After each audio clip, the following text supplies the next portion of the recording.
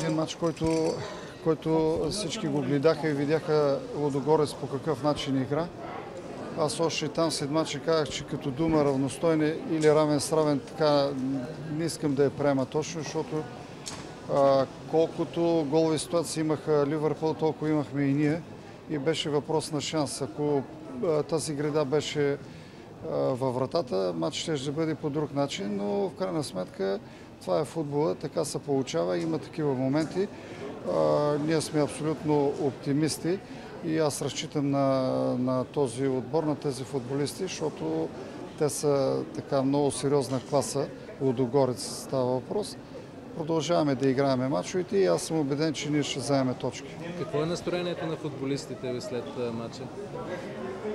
Настроението на футболистите е това, че те се раздадаха и видяха, че такива звезди не са извънземни и могат да ги победят. Успокоихте ли се вече, или все още има яд в вас в футбола за изгубената поне точка?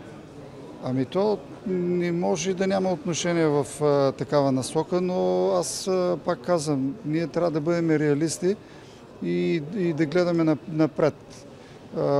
Отборите, които идват и Базел, след това Ливърпул, Реал Мадрид и така, ние трябва да играем така, както играхме срещу Ливърпул.